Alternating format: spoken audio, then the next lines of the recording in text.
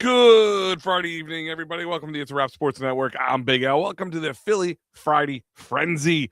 That's right. I go over the whole week with you. We take in what we've heard, what we've complained about, what we yelled about, what we've heard spewed across the airwaves and the intrawebs and everything else in between, and wrap it all up with your boy Big Al tonight. So thank you for joining in on a Friday night. So, because as I always say on Friday nights, that I know it's a long work week and everybody's tired, and so when you come and you join me, I know you're relaxing. Maybe you got your favorite bottle or glass of adult beverages, whatever it is that you're doing. I appreciate you being here, and I appreciate you talking with me because we got plenty to talk about here, right? Not as frantic or frenzied as typical.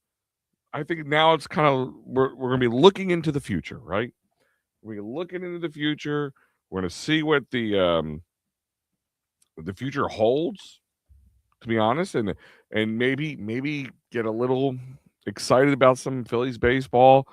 Maybe get a little excited about the Eagles free agency, the Eagles drafting. With the combine going on, Twitter's a buzz with all the videos with some crazy runs by safeties and some big men making their big runs. I know it's not until the first when we start seeing the big men start really doing their thing, but just watching these top tier athletes do what they do, it's just jealous. To be honest with you, I am jealous. So good evening, my boy Rob. What's going on? Barb's also chimed in a little early for this one. I'll try to get live, but the 9 p.m. is bad. Either early at 6:30 or later or after 10 is better for me. On a Friday after 10 would be like divorce paper time for me, Barb. So maybe I've contemplated. So once the Philly season starts, as you guys know, I do the Titans final on Fridays with the boys here at the It's a Wrap Sports Network, and I'll continue into this season. But I'm going to turn the Philly Friday Frenzy into a mash work of that and the Titans final. So we'll do a little bit of, we'll do Phillies, and then we'll get into the fight. We'll talk about everything else after the fact. So, you'll get me to do that. So it might be a little later when that time comes around, Barb. So that might work better for you. But guys, thank you for joining me tonight, as always. Facebook, Twitter, Instagram, whatever it is you follow me on, or follow It's a Wrap Sports on. We appreciate you. So let's talk about it. It's the same thing. The only thing that's you don't want to hear about, or you do want to hear about. This has been the biggest. I have a tough feel. I usually have a pretty good feel for things, like how things leaning towards people coming or going or staying or being traded. But the AJ Brown situation it's a conundrum. I'm still leaning towards he's going to be here. I'm still leaning towards it. Like, I really think that they would have to be wowed by a team to trade him, because you gotta wait to the June 1st designation. If not, it's going to cost you a whole lot of dead cap. And he's elite, and he's been kind of on tour, if you want to call that, doing podcasts and in the media and talking about, he loves it in Philly. He appreciates us and all that stuff. Listen, I've said it before. I'll say it again real quick. AJ Brown is a star wide receiver, so usually that comes with some diva-esque type stuff, and he's a diva. Let's just call him for what he is. I think he can admit to that. I don't think he's blind to this, but it's kind of the good and bad you take with him. Now, the time where diva-esque BS is hard to put up with is when you're not winning, right? When you're winning, you can put up with it. When things are going good, you can put up with it. But when things are going bad, and the way the end of the last season ended up, left a sour taste in my mouth with AJ. I'm sure I'm not the only one, just because we could have still won that game. And the way the playoffs kind of went about, the Eagles could have been in the mix. I mean, still will be a long shot. Don't get me wrong in the sense that the offense just wasn't clicking. I don't think Kevin Petullo, um, was going to lead us to the promised land. And there was still a lot of disjointedness. The offensive line still had its issues, but the defense is really good. The defense was winning games. I mean, we saw how that Super Bowl played out, how boring and bland it was from an offensive standpoint. Um, that could have been the Eagles, but again, I'm not ridiculous to say that. We would have been there if we won that game. I mean, but Rob, you're saying AJ's not going anywhere. I don't think so either. And Adam saying's reason, one of the main reasons, the cost teams high draft picks to get Brown, and they're saying first and second round. Now I'm not sitting there saying it's first and second round this year, or however, if they trade, like, of course New England's always the big name right now because he loves New England. Vrabel had some words that he would love to have AJ Brown here. Who wouldn't? I mean, seriously, like, that's the dumbest thing I've ever heard in my life. Yeah, of course. Name one coach in this team in this NFL who would say, I don't want AJ Brown on my team. Even the Eagles trading away AJ Brown are not saying they don't want him. They're just saying they've got what they can get out of him. Now sell while the stock is high.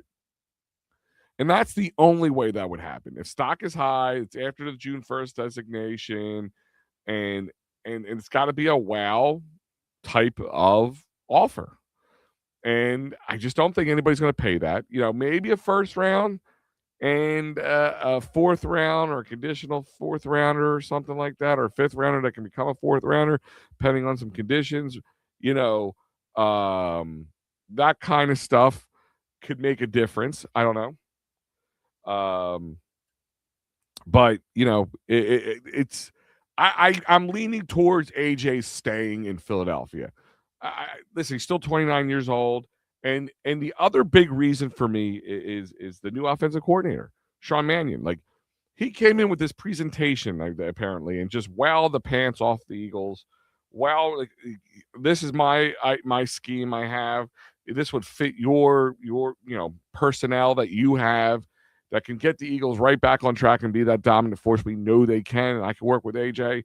You got to tell me AJ Brown wasn't part of that. So if that wow moment wasn't selling you, and as it obviously did, why, it would have to be a pretty big offer for it, for them to even think about it. Petullo sucks.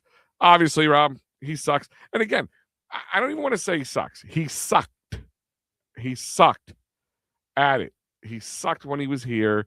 He didn't get a good chance. He just didn't get a good chance. He wasn't in a good position. He needed to work with a coach who could help, like, learn the ropes for the first couple of years, or where he wouldn't have so much heat on him being a Philadelphia coach. So I don't want to. I mean, Petullo did suck. Don't get me wrong. My son's saying hello. What's up, Dad? What's going on, Mikey? Go Phils, absolutely, bud. We have to also see how the new offense goes, and if he likes how it goes, and he likes the coach. Well, listen, he has to play in this system, I think. Part of me, but he's not gonna get that chance. It's either they're gonna trade him now, or they're gonna, unless he's just, trades at the deadline, which I don't see that happening. Unless they just completely S the bed. But I think the scheme, I'm not saying can't be changed without AJ Brown, but it would have. I just don't think the Eagles are actively, we need to trade this guy. Like, this guy needs to go. Like, I don't think it's that. I don't think it's that, and that's why I'm leaning towards AJ staying. I just really do think that he's not going away. It's going to cost too much. It might, the designation thing plays a little bit of a factor, but the whole Sean Mannion thing is the reason why I'm thinking, like, this guy goes in there and wows Howie and Nick and all them, and says, this is it, man. This is my game plan. Look at this. It's like a centerfold. Comes right out. Like, why would you take away a main piece of that? Unless the price is right. I mean, it's not like you can't get somebody else. You got Devontae Smith still. That's what I'm saying. It's not impossible. So I don't think anybody's wrong on a take in this situation that you feel if he's going to be traded or he's not going to be traded, because this is a coin flip situation. It's not 50-50, I would say. Maybe it's like 60-40, 70-30, maybe. I really don't think the Eagles are actively trying to get rid of him. They're just putting an open door policy that if you want to come off for me some really good knock my socks off type deal, we'll be willing to listen. We'll be willing to listen. Um, I just really don't see it happening in that sense. Um, you guys can chime in, of course, if you think he's going to be traded or why, or what do you think it's going to cost. Other things, Phillies spring training is underway. They had a split squad game today. The first squad went 10-2, won 10-2 over the Marlins. The other squad lost 16-8 to the Detroit Tigers in their first win of the series. Just a really lopsided games. I mean, if you look at it, we scored total points today, 18. They scored total points today, 18. So it's kind of a split your moment if you look at both games together. But the key thing I'm taking away is so far, again, it's spring training. I don't get ahead of myself in spring training. Um, uh, everybody's just kind of getting the feel for the game. Some guys are coming off injuries. Some guys are coming off bad years, like watching Aaron Nola today, which, I like what I saw. I know, like, if you're like, well, he had one run. It really wasn't his fault. That was Otto Kemp misplaying in a left field. But 2 innings pitched, 1 run was earned, 2 hits allowed, but 2 strikeouts. He looked good. Again, it's who he's pitching against. All that plays a factor in it. Just you have to look individually and listen. We're not going to have these guys here much longer because Harper and Schwarber and Turner are going to be heading out to the World Baseball Classic, which I'm excited to watch. I'm just not don't get hurt and don't come back and like do well there like Turner did before and completely S the bed. But Turner today went 2 hits, 1 run scored, 2 for 2 with 1 run scored, an RBI and a walk. He's batting 250 right now with an 875 again. Realmuto was 1 for 2 today with a run scored. 1 walk and a strikeout. He's batting a 333 right now with a 1,000 OPS. Schwarber went 0 for 3 today. He's batting a 143 with a 904 OPS with 2 strikeouts today. Garcia went 2 for 3 today, 1 run scored and 1 RBI. He's batting 250. That's again, these numbers don't mean much. I'm only looking at the guys. Stott is again. I'm going to be kind of repetitive here. Spring training. But I kind of like what I've seen from Stott. He's just playing his role better. I think now he knows what his role is. He's playing it better. Too early to worry about the Phillies are going to do this season. I think the worry with the Phillies, to be honest with you, Rob, is really, to be completely and utterly honest, is depth. Because if somebody gets injured or Schwarber has a bad year, Harper doesn't have a great year, Turner doesn't have a great year, it really, especially at the plate, it really starts. It's very little room for error. Is what I worry about, Rob. To be completely and utterly honest with you, Stott went 1 for 1 with a 1 run scored, an RBI, and 2 walks. So getting on base, he's got a 2.151 OPS. So he's getting on base, and that's what he's supposed to do. And I saw a lineup today. I'm going to talk about at one point a WIP guy that I usually don't always agree with, but if Stott can somehow translate this into the regular season, maybe he's on to something. We'll get into that in a moment. Sosa went 1 for 2 today with 2 RBIs. He's batting a 400 with a 1,000 OPS. Crawford went 1 for 3 today with a 1 strikeout. He's at batting 250 with a 667 OPS. Kemp went 0 for 3. He's batting 100 right now with a 650 OPS. I know we're all high on Otto Kemp right now, but yeah, kind of coming out the gate, a little lackluster.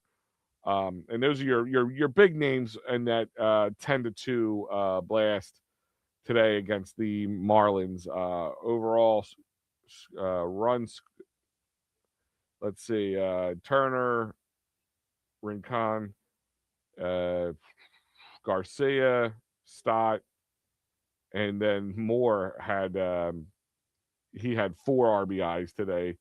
He had a big 2-run home run. He had a big day for him. We won't probably smell the majors, but it was a good day for him from a baseball standpoint. Sosa had 2, and that was it. So today, 35 at bats, 10 runs scored off of 14 hits, 5 walks, and only 8 strikeouts. And I think, considering 2 of them came from Kyle himself, and the other 2 came from Kemp, that's not too shabby, right? Runners on scoring possession, 7 for 20, which isn't terrible. It's better than they usually are for them. So that's it.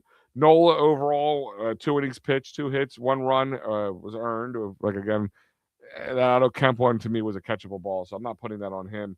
He had 2 strikeouts. Trevino won an inning, 2 hits, 1 run. It was earned with a walk and 2 Ks.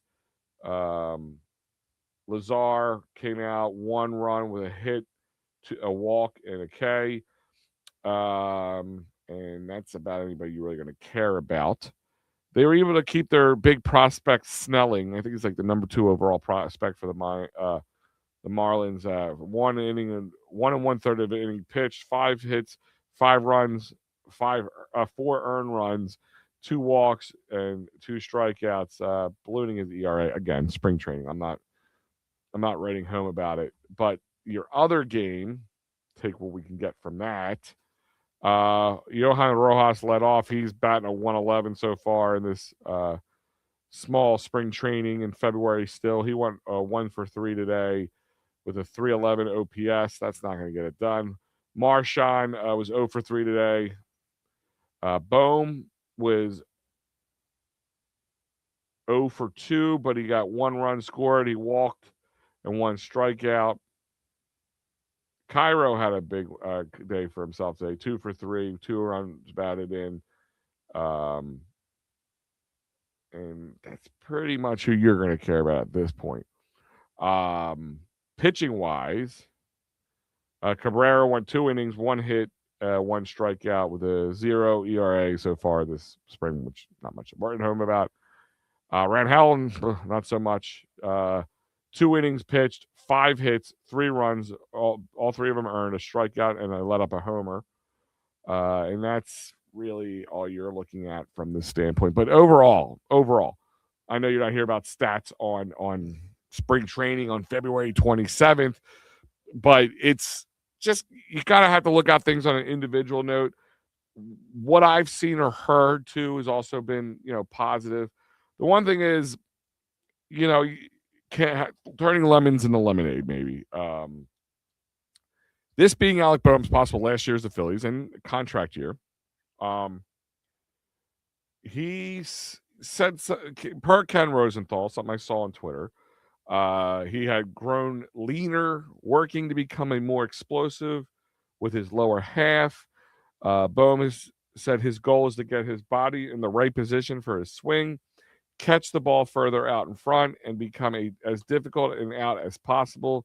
The Phillies like that he seems on edge. Well, of course he's on edge.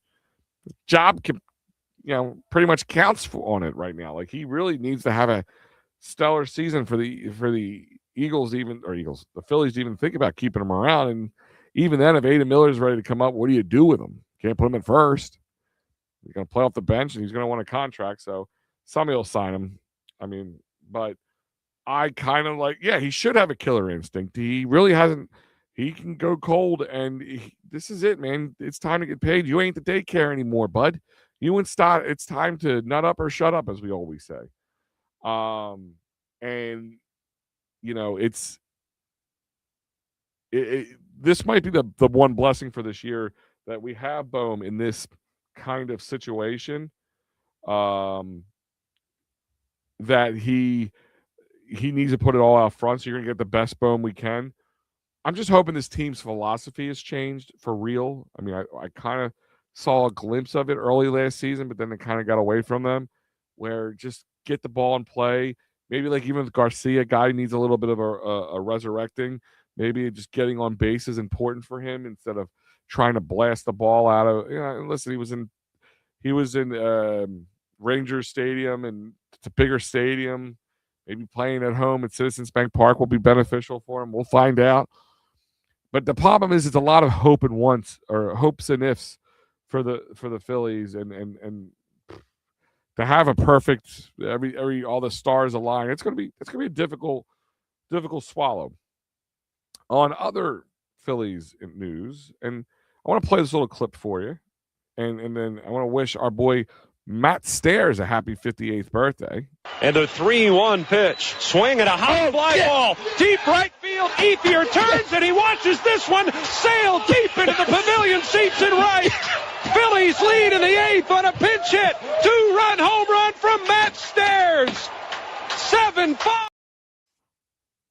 Everybody remembers that.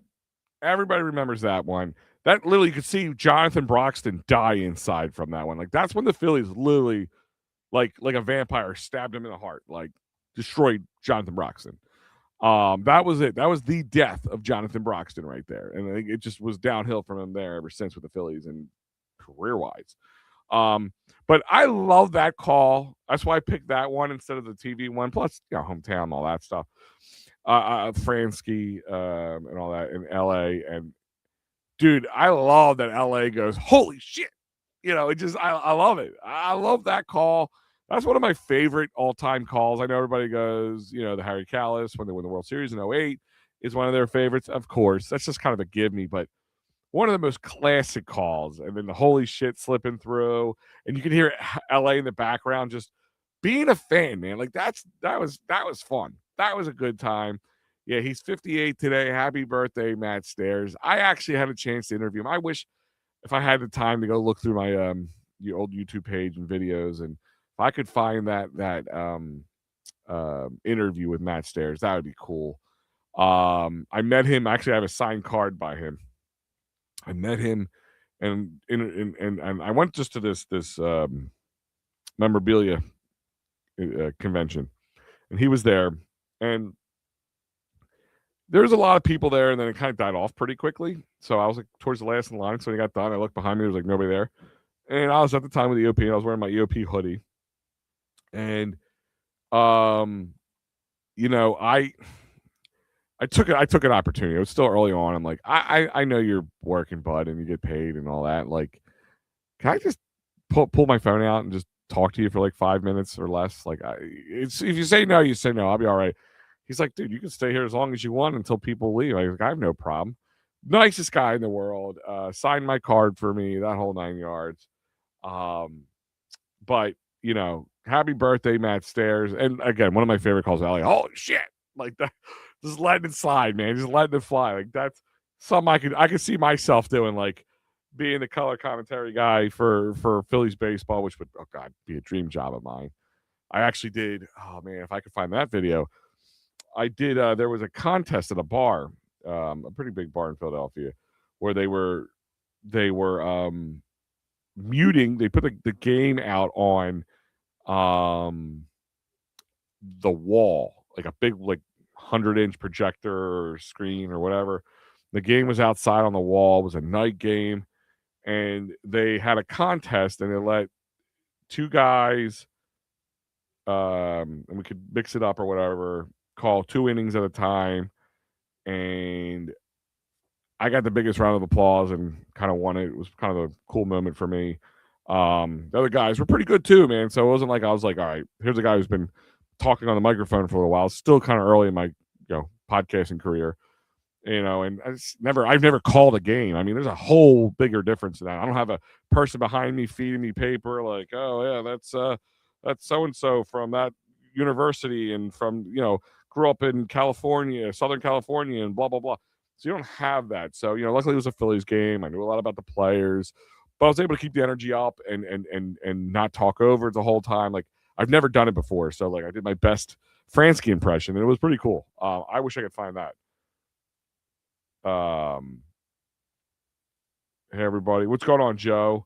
Just stopping to show love. I hate the walking and the walking in front of me. Okay. The other video I want to play was the Zach Wheeler.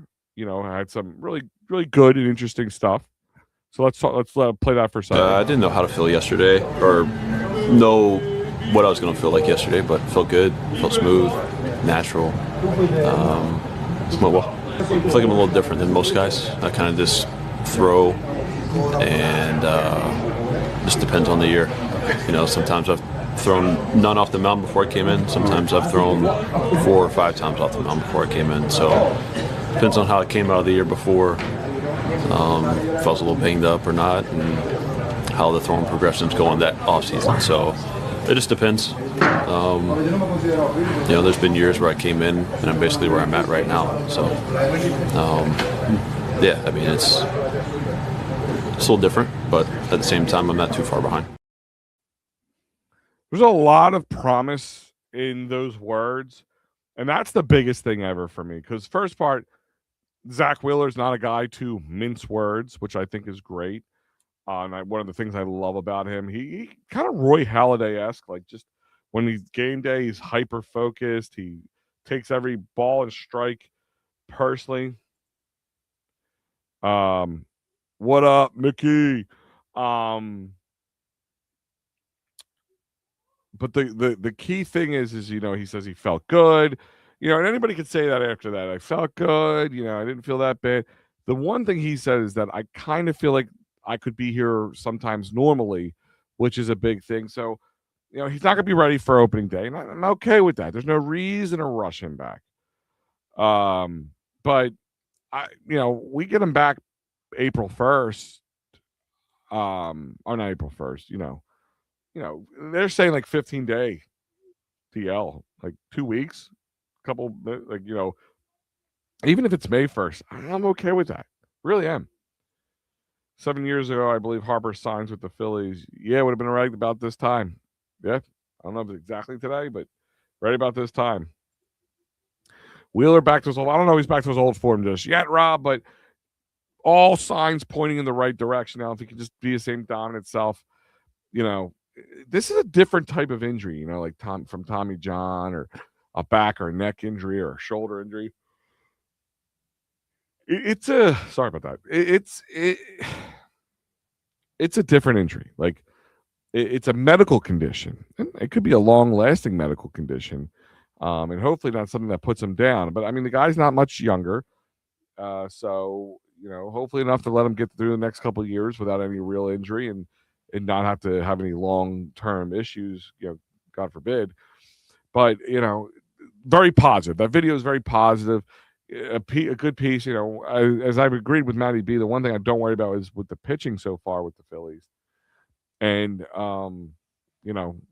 if he can be healthy with Christopher Sanchez, Jesus Luzardo, if Andrew Painter could be a decent 3 or 4 guy, Aaron Nola can have I won't call it a complete resurgence, but it'd be a solid 2. But in the 3 spot, 4 spot, I'm excited. Like from a pitching standpoint, the depth on the roster otherwise is that's what scares me. So what I was going to tell you about with the Phillies, sorry, I'm trying to pull it up here. My producer's off tonight. Like I said, WIP, Joe Giglio put out his perfect Phillies lineup with the team that they have right now, right? And he had an interesting lineup that most of us probably just didn't have. He had Bryson Stott at 1, which is the big difference. Trey Turner at 2, Bryce at 3, Kyle at 4, Bohm at 5, Marsh at 6, Garcia at 7, Remuto at 8, and Crawford at 9. I might make some changes in that 6, 7, 8, maybe even 5, 6, 7, 8 hole, but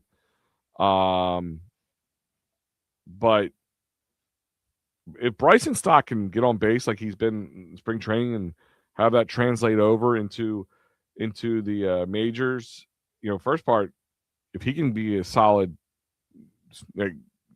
hitter and the second baseman we know he can be, I mean, he's going to get a contract and we'll be good with for at second base for a while. But if Bryson can play like that, I'd be on board for this because him leading off, Trey at 2, that's 2 speedy guys at the top of the order, gives Bryce a chance to get some guys home. Kyle needs to be in 4. Maybe Alec, depending on how he's playing, batting at 5, protecting Kyle a little bit if he's hitting okay, doing well. Brandon Marsh, I'm hoping Garcia's higher on the list than Marsh, to be honest with you. That's probably where I won't agree with it too much. But even JT, I think Marsh would probably be at number 8. And if you have 8 and then 9 Crawford, and Crawford actually does okay, and Marsh does okay, you got Marsh, Crawford, Bryson, and Turner in a 4-way swing with a lot of speed on the bases. So I don't hate this. If everything was perfect in a perfect world, if Bryson can do that, I would be all on board with this. I don't even think Matty B would disagree with me, and he disagrees with me on everything. I'm meeting Joe Embiid and Maxey in March for Special Olympics. Joe, that's awesome. That is cool. You got to take a picture and send me. I'll put it up on the screen. I'd love to see that. But speaking of Maxey, since you brought it up, I would love to talk about his milestone as of closing on he broke that 76ers career 3-point record, which is huge. That's awesome. Tyrese Maxey, I just hope we don't waste his career. I would feel bad for him, like literally feel bad for him. He's one of the guys I'm like, depending on what they do in this offseason, like if they can unload, one of these big contracts. I'll be honest with you, I kind of almost bought into the Embiid thing again. They almost got me, but I didn't. They can unload him, and they got a lot of draft capital, and build some young guys that build around him and do some good drafting. Then he'll be okay.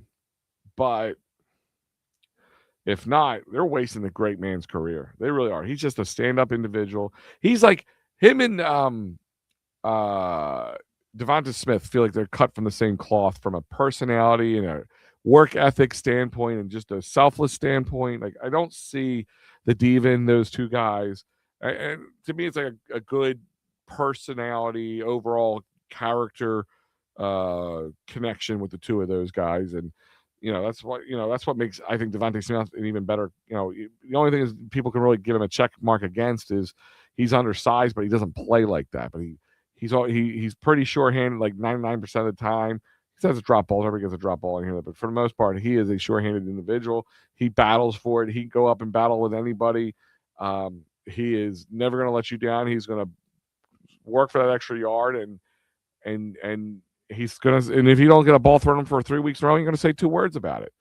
Tyrese Maxey reminds me of the same kind of guy. Like he's humbled, but he plays like a superstar, which he is. Yeah. No, listen, Rob. I'm not believing. This isn't a projection at all. This lineup is in a perfect world scenario.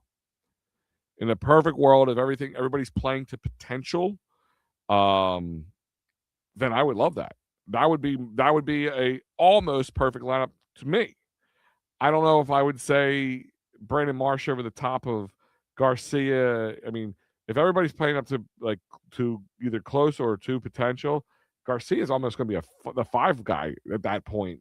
What he's capable of, especially with those tree trunk like arms that he's got flexing over there. Man's a beast. Um, I mean, I hope not, Rob. Rob thinks Sixers are going to kill Maxi's career. This offseason is going to be a big one for the Sixers, to be honest with you. Like, what do they do with these two aging guys? Can they get rid of PG? Can they get rid of Joel? Can they do something with them? Can they get them out of the way? I'm not buying into him like he's going to be useful. Like, I bought into the point like, oh well, maybe Joel, can stay healthy because they don't need to use him every day. I don't know, man. It's just that guy can't stay healthy, and it's that's kind of the curse of being an athletic big man. Like your days are numbered. He's an injury prone guy. I mean, even with the weird you know, nagging injuries like 2 broken orbitals. Who in their career gets to say that in the playoffs? Like, just guy's got like a little black cloud that follows him around when it comes to just being injured at the wrong time. I know a lot of people are feeling the Phillies lineup is weak outside of the Schwarber, Turner, Harper threesome. I don't believe. I mean, a little deeper than that, but we're putting a lot of bank on Crawford and Painter, and I think that's where you saw a lot of Bryce Harper's discontent more than just the non-elite situation. Is that he knows he's not getting any younger, and this team does. This year didn't feel like they were making all the right moves, and even the way he said, "I didn't think Kyle was going to be back. I thought he was going to go to Cincinnati." He didn't say, "I didn't think Kyle's going to be back because the Phillies couldn't afford Kyle." He said, "I don't think Kyle's going to be back because he thought he was going to go to Cincinnati because he thought the Phillies were going to move on from him and bring in some other players to put around them and make some, like we all kind of thought, some massive, changes to this team." Obviously that didn't happen. I mean, and I like Garcia, but he's a big, it's another one of those reclamation projects. Maybe it happens. Maybe the change of scenery. Maybe he can get back to some sort of form that we saw 2 years ago or before. But I hate playing that maybe game. But maybe it's just what it is that he needs to change. The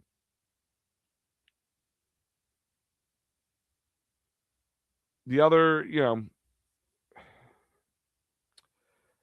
the other thing is the Eagles' free agency. There has been some conversation about free agency. Of course, the AJ Brown thing we discussed.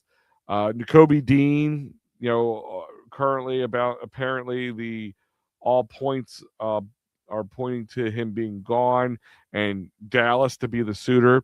Hey, Nakobe, as much as I loved you when you're here, you're dead to me once that happens. I hate to break it to you. You are dead to me once you put on that Dallas star. It's just the way it is. But,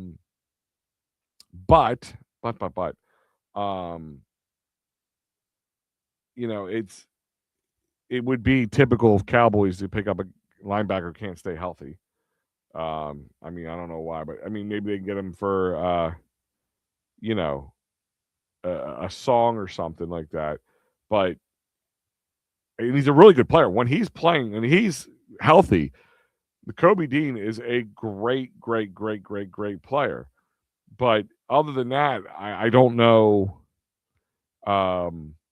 you know, why the Eagles would even think about keeping Dean because it would probably be very not cost effective. As you all know, the NFL had confirmed today that the 2026 salary cap will be $301.2 million per club, which is about a $22 million uptick from last year, which is good. So it's just a lot of decisions have to be made on Jalen Carter, on Jordan Davis, a lot of the rookies that are upcoming. I'm wondering from the reports out there that the Eagles were really watching tight ends, and there's some tight ends put on some shows down there that maybe Howie breaks the mold and doesn't go tight end or goes tight end in the first round if there's somebody really available. But I really do doubt that. I still think they go into the trenches this one way or the other for the first pick over the first pick. But I wonder if just because they're trying to because you got to make space for Jordan or Jalen Carter, and you can move some contracts around to a point, but overall, Dallas Goedert's going to be expensive. Contract year, he's probably the best in my eyes, maybe next to Kyle Pitts, second best if you really want to argue the facts. He is. It may be cheaper for them to go into that realm, and even from a Reed Blankenship point, I mean, he could be a Dallas Cowboy along with Nakobe Dean. Our Christian Parker's over there. And I'm sure he would love to pick up some of those guys who, they could afford because they're affordable but really good, savvy players. At least in the scheme, but we have. I don't know how that translates over into another scheme because that also plays a factor. But you put on that Dallas start, you're dead to me, my friend. The Eagles need to go for offensive line in the first round. I would agree with you, but here's my thing with that. And I'll tell you the only argument against that I have is, would you, because you have Lane coming back this year, would you want to get your right tackle of the future and put him on 1 year working next to him? Because even though they said Tyler Steen is the guard this year, like they pretty much, Howie said he's our guard, our right guard this year, which I thought was a pretty bold statement for Howie to make on February 27th, to be honest with you. But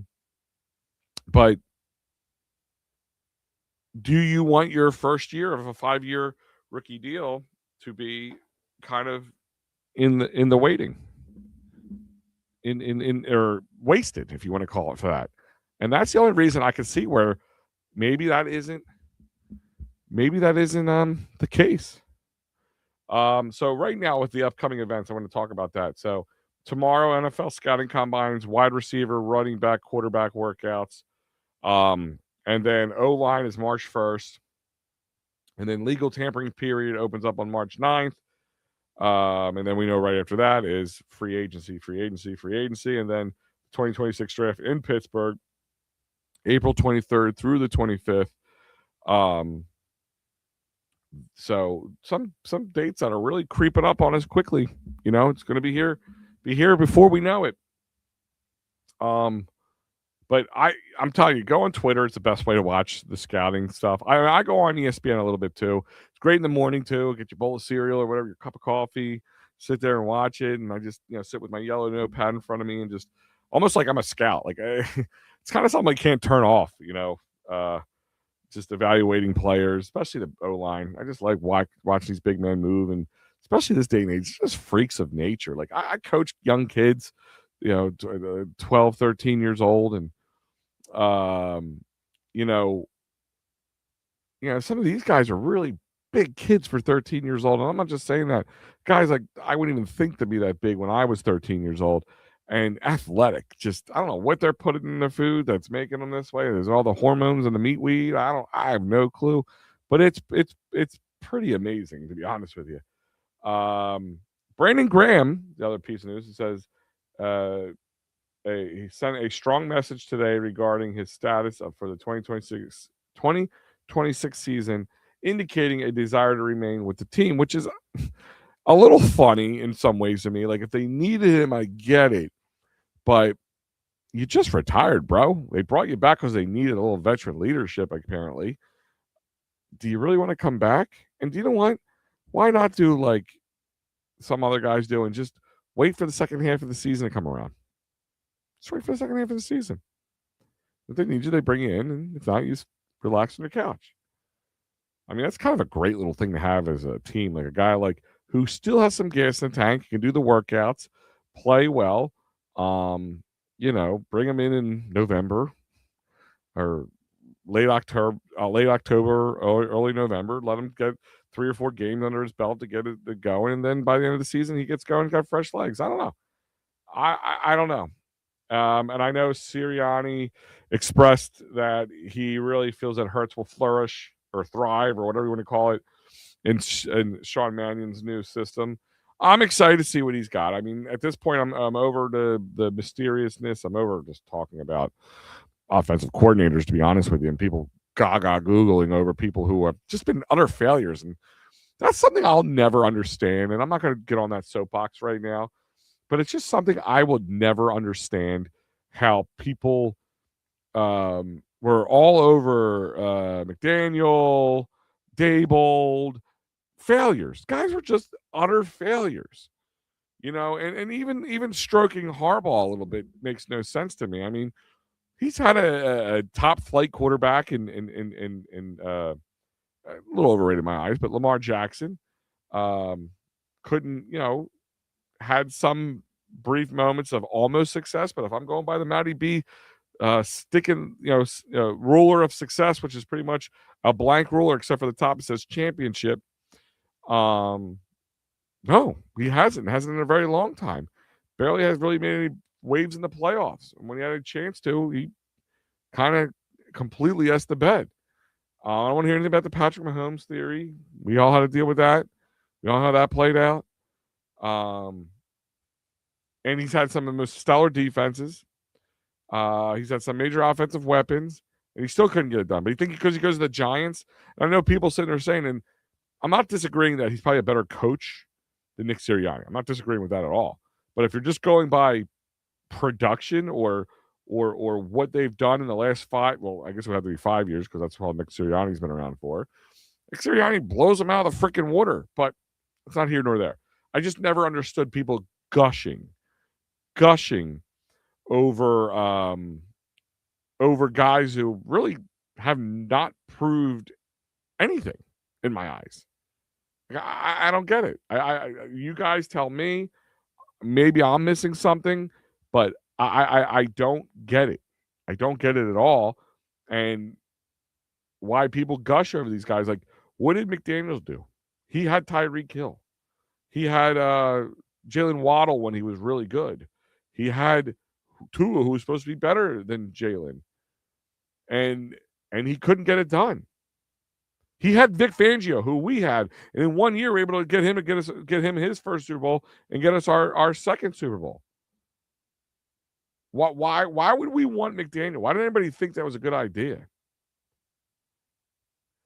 I it just boggles my mind. I read on Facebook today Cowboys want to interview the Eagles OC. About what? They're going to make him a head coach. That's the only thing they could do at this point. The only way you could steal that OC is by giving them an upgrade. And the only upgrade would be becoming the head coach. You got to be careful. Facebook puts out a lot. There's a lot of bot bullshit out there. I'm going to be honest with you, Rob. A lot of stuff that looks legitimate that's not even close.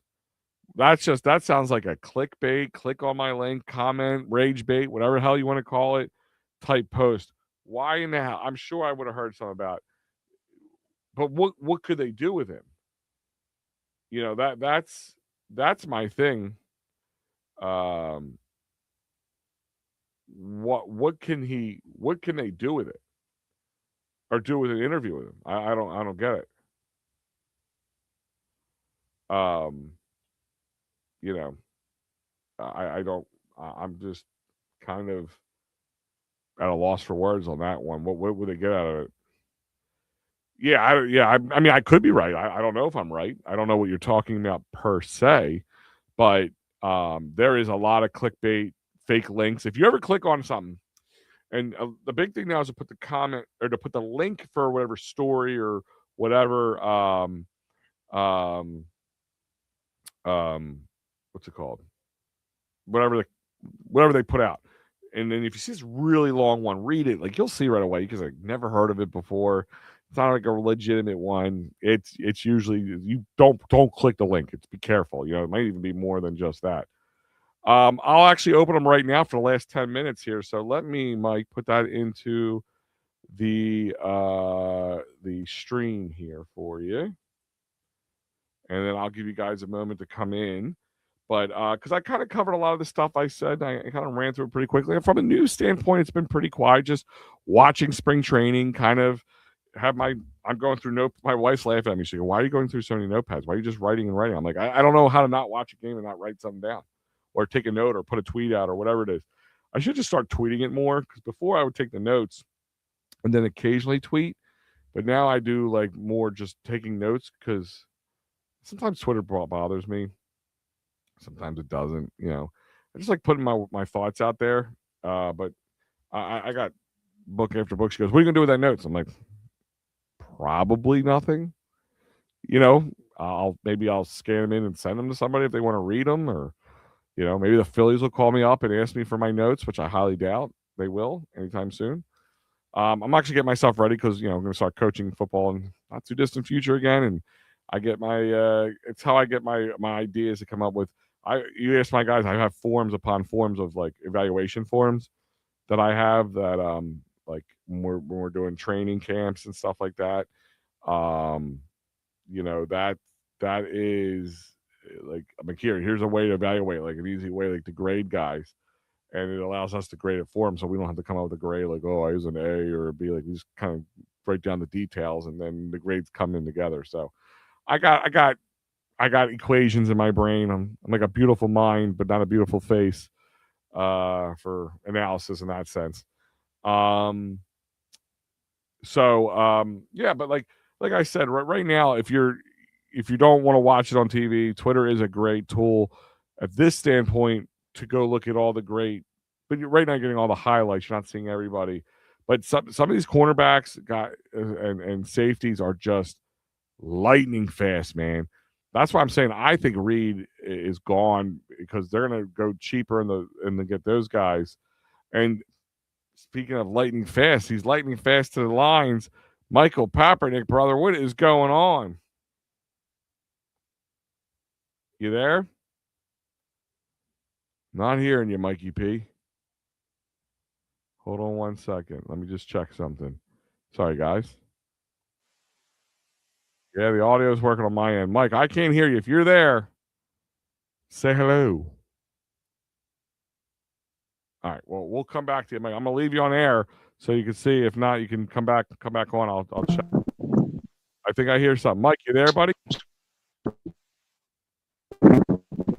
Breaking up. Whatever it is, you're breaking up. I'm gonna have to drop you out.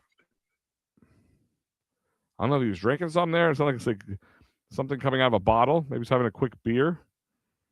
So Mike, I'll give you a second. I'll come back in and see if we get a better connection. Let's try one more time. Mike, you there, buddy? Mike? All right. I still don't hear him. I hear wind. Sounds like he's in a car or something. Mike, why don't you click off and come back in? I'll give you a second to come back in before I close off the show. So yeah, check out this guy. I know the Eagles have had some meetings with prospects, including the wide receiver Deion Burks. I know he's fast, strong, kind of a little bit of an AJ Brown body type, not exactly the same. But they also are looking real deep at defensive backs and tight ends. So they might be looking to go younger there, which, damn, we have a pretty young defense. Even what we have now is fairly young, but that'd be even younger.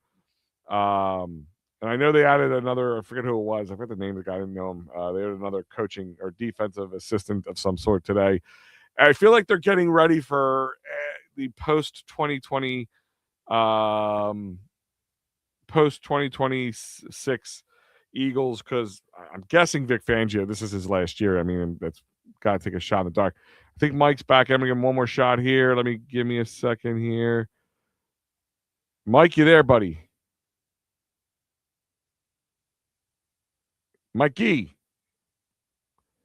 Yeah, Mike, you're still not there. I'll give you a second, but yeah, you're still not there. I sure hope they are. I mean, at least, I wonder if internally they have a guy being groomed to be the next, is it Clint Hurt, or somebody like that? Like, is he being groomed? Because you have to prepare for that. It's another wrinkle the Eagles have to worry about. I mean, at least you know where you stand. I kind of feel like they should have done this last year, knowing that he might, do it again. But I don't know. Maybe it's something he does every year. Maybe this is a Vic Fangio type thing. But I mean, I hope we don't have to go through that again. I mean, I hope they're pretty prepared to move on defensively come 2027, because we're going to need a lot of good football, because we might not have much baseball. God only knows. Even Bryce Harper, when he was interviewed recently, he he feels like that the 2027 season is not going to start off on time. He was asked, does he feel like the 2027 season will happen at all? He said yes, because ultimately he said it's about the game and they want to ruin the game. But we're willing to hold out a little bit to put a little pressure on the teams because every game that's not played is lost revenue to them as much. It's a lost paycheck to them. So I mean, it's a guys like, here's the thing is guys like Bryce Harper can afford to lose a month of paycheck. Guys like Alec Boehm or Bryson Stott or guys on smaller deals, even Christopher Sanchez, because they have a hell of a deal on him. They can't do that. So there's a lot to look at the future. The Eagles have to prepare for the new Mannion era. Offensively, what they're going to do, and big planning on big contracts coming up from the defensive side standpoint, and then also like the future of the defensive coordinator is in play here. So the only other news I really wanted to touch on, we talked about Zach Wheeler, Aaron Nola, a little bit of a positive start. Hopefully, like I said, I'm not expecting him to be a 1, but if I can get a 2 out of him, I'm good. Even if he's working at a 3 spot, if he can pitch like a 2, that's huge. Aiden Miller remains day to day at this point with a grade 1 hamstring strain. He's hopefully he'll throw off. I mean, he's with low back soreness, not hamstring. Sorry, that was the other guy. That's Ryan Kirkering. Day to day with lower back soreness with no firm timetable for his spring debut. That kind of sucks. I'm not saying I really was thinking he would make it over like Boehm or anything, but kind of wanted to see a little bit of maybe a little heat put on Alec Boehm, to be completely honest. But Ryan Kirkering recovering from a grade 1 hamstring strain is hopefully be thrown off the mound by Sunday, March 1st. That is positive. And I really hope that whatever like sports psychology they had to do or the help that they had to get him, because I mean, he didn't lose that series because the offense really lost that series, but to have a mental fart like that to cost the team the series and the playoffs, that's a lot to come back from. So his resolve is going to be pretty interesting to figure out, to see how he bounces back. And like we talked about Zach Wheeler earlier, AJ Brown, I'm certainly not that he's not going to leave, but I think that's an up in the air. I think this go any which way. Somebody's willing to pay. That's all that matters. But other than that, guys, that's about it for tonight. We're at the hour mark anyway. So, Mike, sorry I couldn't get you on. I really wanted to hear what you have to say. But next time I will get you on. Maybe I'll talk to Mike about Sunday. We'll see what we can do on that one. Open the lines. But other than that, guys, I appreciate you as always for joining me on a Friday night. I know it's long days, long work days. Things are crazy. But I appreciate you. You know that. So other than that, guys, ring the bell. Go Birds. And by the way, I had a little gripe. I did have one gripe I wanted to bring up. So my son wanted to go to the Flyers game tomorrow. There's a pretty good giveaway. It's a Bruins game, so I know it's expensive. And the tickets are gonna be a little bit more expensive than the Utah Mammoth would be, or something along those lines. But I was thinking about taking them, and for lower level tickets, best I could get is like $175 for like a half decent lower level ticket. I'm not spending $1,000 to take me, my wife, and 2 kids to a hockey game. And a Flyers game. I mean, they're not even good this year. Like, they should be paying me to come there. Like, it's a little outrageous, to be honest with you. Like, if you want butts in the seats, that's not the way to do it. And I'm not sitting. Sorry, Xfinity Mobile or wherever it is. I'm not sitting in that top bowl. I'm a big man, and you know those top bowl seats were small. They made them smaller so they can fit more seats up there. They're tight. I can't even pop my hips in there. I don't know if somebody hasn't got hurt in those suckers. So, with that being said, is shame on you, Philadelphia Flyers. Make those tickets a little bit more reasonable, especially now. It's February 27th. I'm not saying you're out of the playoffs, but come on, man. It's probably going to be a slaughtering. But I wanted to take them to see the Bruins Flyers game. I wanted to get them that thing. But I'm like, I can't. $1,000 for a hoodie. I'll go buy them the hoodie. F that noise. I'll buy it on eBay tomorrow when somebody's selling it for $100. Like, it's just, it's ridiculous. It's ridiculous, and you would especially, with a team like that who's kind of dead in the water for the most part. But that was my one little grab I wanted to bring up. But other than that, guys, have a great night. I'll talk to you soon.